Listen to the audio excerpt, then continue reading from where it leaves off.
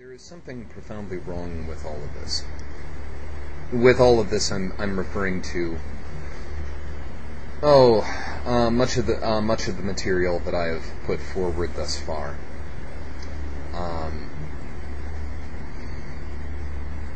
And that is simply this. I've tried to expound on some of my thoughts on the structure of human consciousness, illustrate to some degree the complexities thereof, and in so doing indicate that these complexities are universally true. I wish I could express to you what it feels like to regard thoughts as real, to regard them as vital, vibrant, real things. The distinctions between expression and self-expression, whether we're trying to express the idea or whether we're trying to express our impression of the shape of ourselves, it's very, very muddled when the subject at hand is something like philosophy of mind or theory of consciousness, philosophy in general. Along the way, we've utilized some fairly circuitous means. And I think that's ultimately what's wrong with this. Let's presume for the moment that the impetus to pursue philosophy in this manner is not something that is causeless. That being to say that there is some personal motivation which drives the action, and that while those motivations may not be entirely known to us, neither are they entirely hidden. No less real than the media we use to express them or record them, no less real than the applications that we turn them towards, no less real than that which creates them.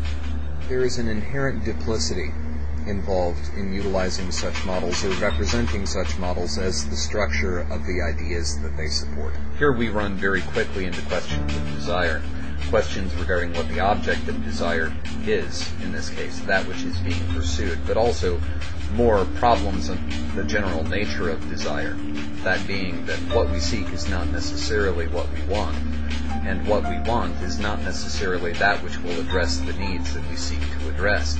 And here we must entertain some degree of skepticism on the self's ability to accurately report these relations. The problem, in essence, is this. However eruditely I might express a given structure of ideas about the general arrangement of human thought, and how this reflects back on the relationship between the person and their environment, their relationship between themselves and other people, or their relationship between themselves and their concept of themselves. These models do not represent the process wherein the ideas themselves were gained. If I could but explain what it is to find oneself wandering through the landscape of another's personhood as an unseen observer. If I could explain it, be understood, be believed, the ambiguous bounds between the self and the subject at hand, between the observer and the observed here, we have a difficult time really nailing down here whether we're regarding one's views on the subject at hand or one's desire to express their own nature. What I find personally unsettling about the impact that has on the presentation of the idea or the way that people may synthesize the ideas into their own is that it seems that this results in a coldness, a mechanistic property fairly inherited from the largely mechanical means wherein the idea was imparted. But these ideas are not mechanistic. These ideas are not mechanical. They are not cold. They are certainly analytical, but there's nothing necessarily or innately cold about analysis. Something striking about the proposition that one would engage in public discourse, writing, etc., on philosophy of the self for the sake of expressing one's views on the subject is that this explanation provides us no real clarity on why one was engaged in the subject of the philosophy of self in the first place.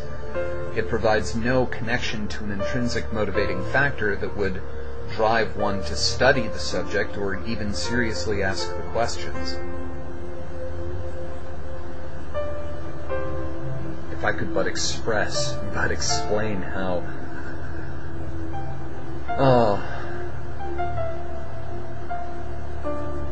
quaint these constructions of language are. And there we are, perhaps, getting a little closer to a resolution of the question that is currently before us. Nothing brittle or crystalline necessarily about analysis, not when a human being is involved in it. The complex interplay between one's views on the subject and the degree to which one themselves is the subject, including their views. This too is an idea that I've tried to express, but again, recognize that there's a recursive irony here, that expressing the innate and inherent humanity of the ways in which human beings engage in everything that they do, analysis included, that others find them so necessary and view them as inevitable, almost to the point where many would regard the shaping of our thoughts as we make them condescend to language. We would make that act of condescension the entirety. We would say that that's all there is. How curious. How very curious. I am, to some degree, playing to a notion of analysis as a process that people engage in through a degree of disjointment, a degree of severance or separation, wherein they engage a component of their being, a component of their consciousness or mind, in absence of others, in separation from others. Less arcane than the desire to express one's views on a given subject, less obtuse than the idea of wishing to express one's self, is the desire to understand. There is a tendency to view the construction as innately separate from the person who constructs it.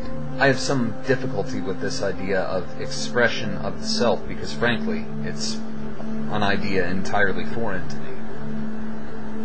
I wish I could describe to you what it feels like to touch another mind. It is the result of efforts on the part of the creator to manipulate that which is found in their environment in a manner suitable to their ends, suitable to their purpose. Never mind the problem of boundary identification there. I think at this point we can be fairly confident that the notion that demonstration of the construction of an idea, arrangement of ideas thereof, does not reciprocate the idea, does not recreate the idea, and certainly does not recreate the experience of the idea.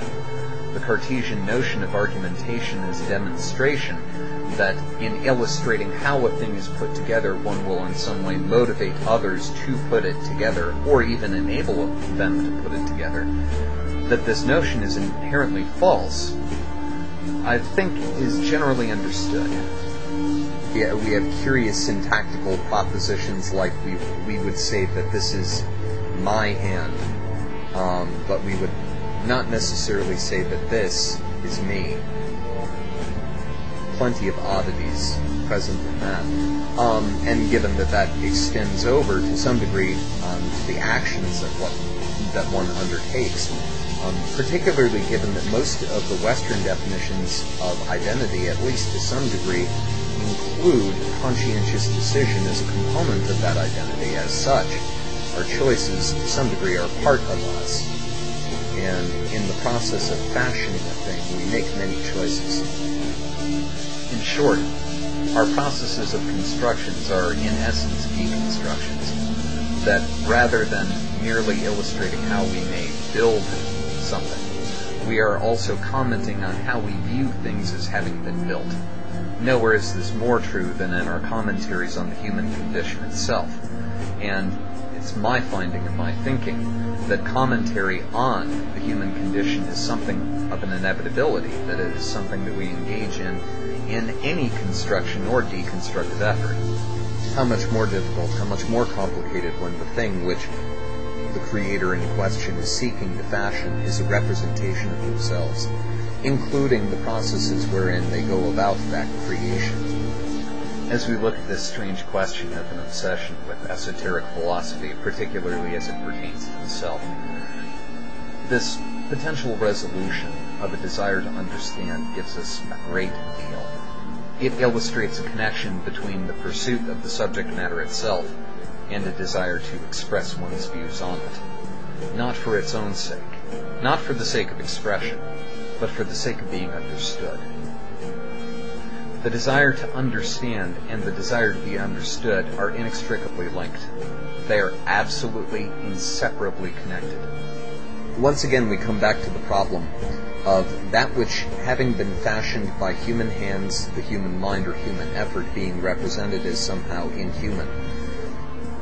One might go so far as to say that the desire to understand and the desire to be understood are two different manifestations of the same force, the same emotional impetus or energy.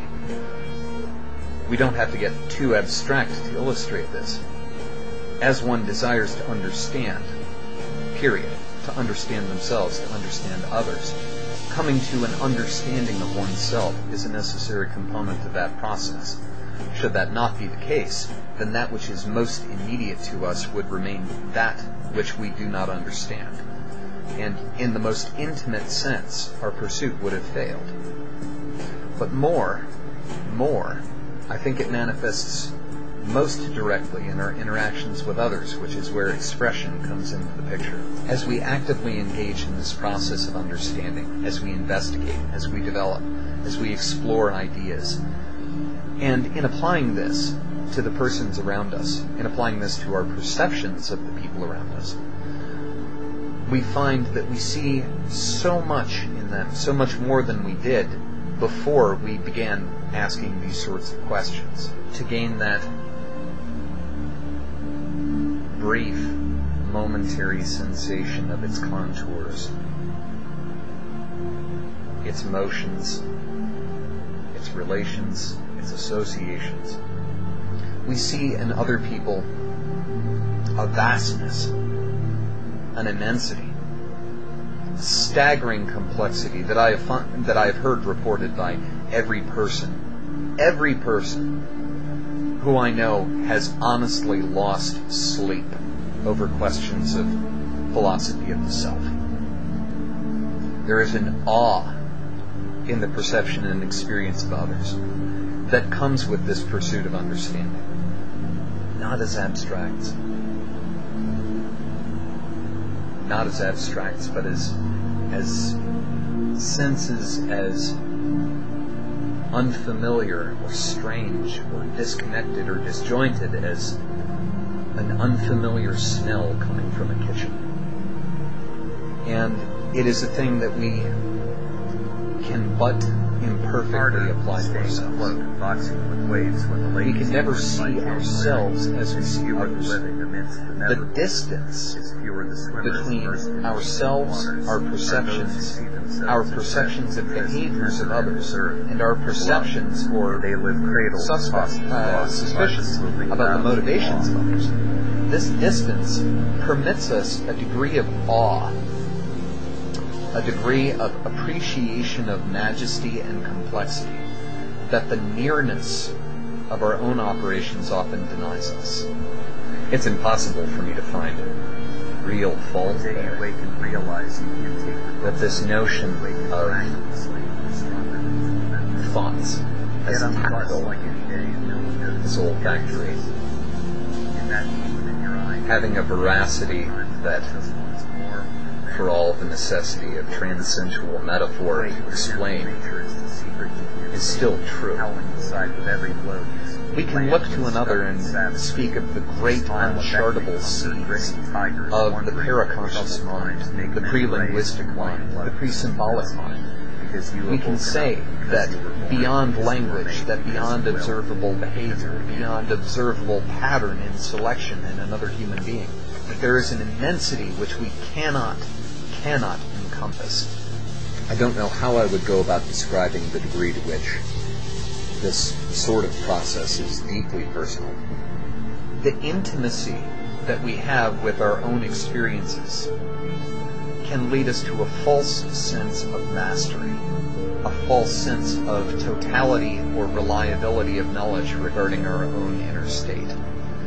And as such, we are denied much of the awe that we afford others in our regard for ourselves. The raw, throbbing vitality Here I am again, but not as if I of never other left. persons Everywhere else whose I've been thoughts is unimportant.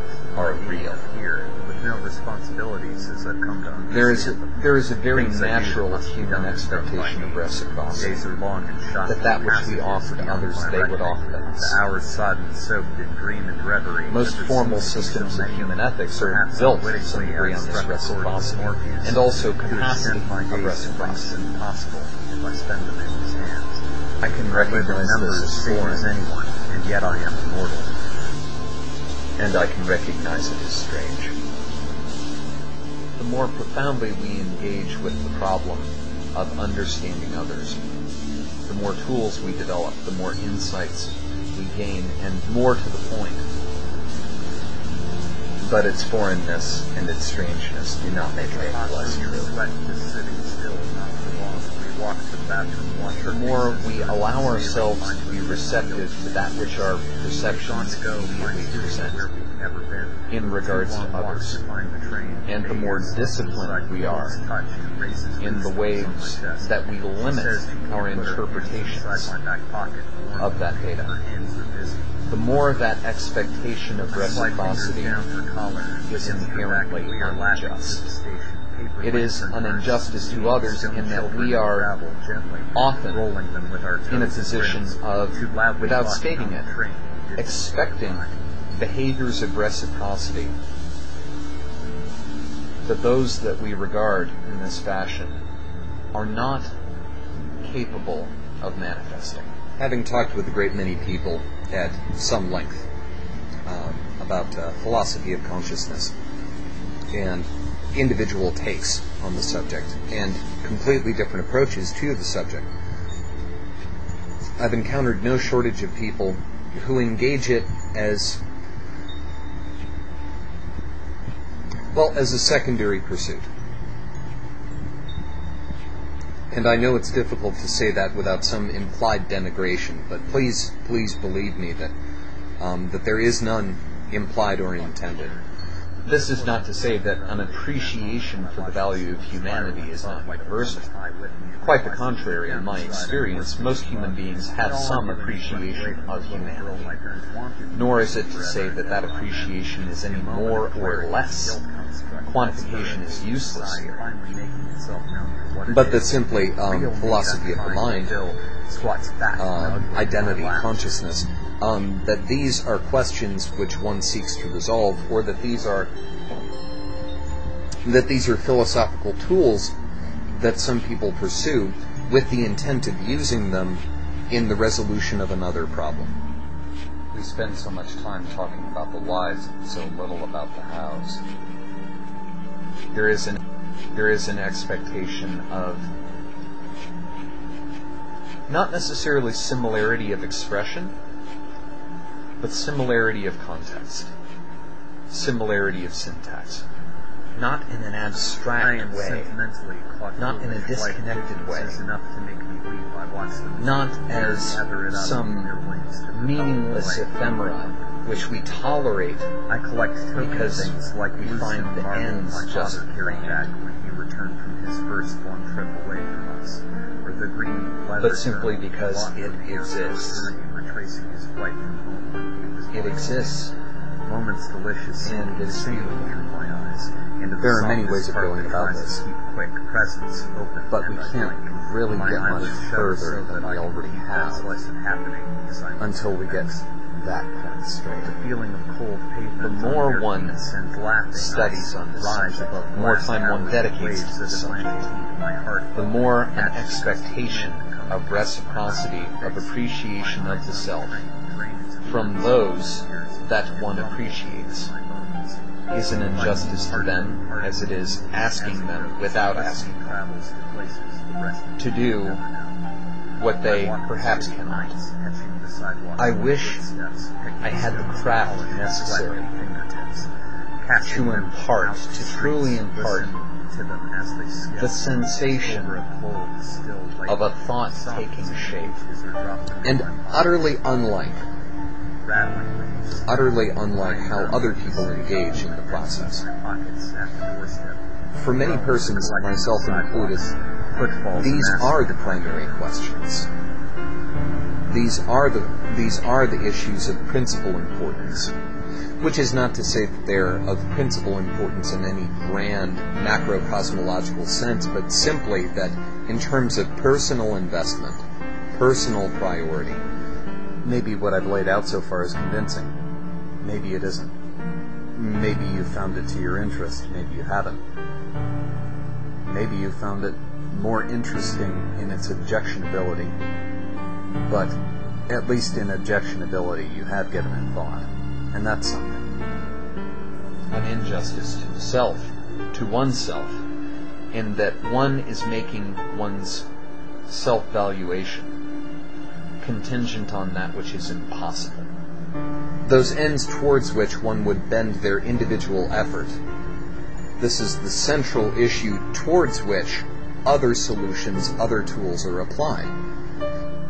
You have to be able to take your own thoughts, the process wherein you come up with them, your interaction with them, the entirety of your inner experience. You have to reach a point where you take it seriously. And this does change how a person regards the subject, and how a person regards their own engagement with the subject. So long as this expectation of reciprocity remains unchecked, the more extravagant our frustrations. You have to be able to take your own ideas seriously. And the more likely it is that those frustrations would push us from that which makes us, us. From that which presents the problem in the first place. That appreciation can turn to resentment very easily. Very easily. So long as one maintains that expectation of a reciprocity, while simultaneously defining that reciprocity in such terms that it is possible. Better still, should I be able to understand it in such a fashion that I could impart it to others so that they could do it themselves. So that they would do it themselves. If I could provide sufficient motivation, not just motivation, but the means, to allow others to experience not only their inner landscape, but the landscapes presented by the existence of others. The push towards alienation is profound. The push towards resentment is profound. Seriously enough to be recorded, seriously enough to be explored, seriously enough to be described, seriously enough that you are willing to, at least from time to time, engage it to the exclusion of other considerations. And there are few things as important as resisting that push with everything that we can muster. It's a very fine line to walk, but one that, for the sake of pursuit of understanding, but also in the hopes that that understanding is not merely ornamental, that that understanding can in some way bring benefit to those that we seek to understand, including ourselves. It's a line that must be walked very, very carefully.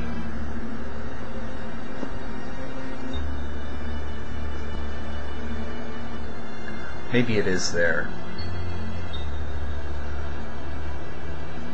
and just regarded as unimportant.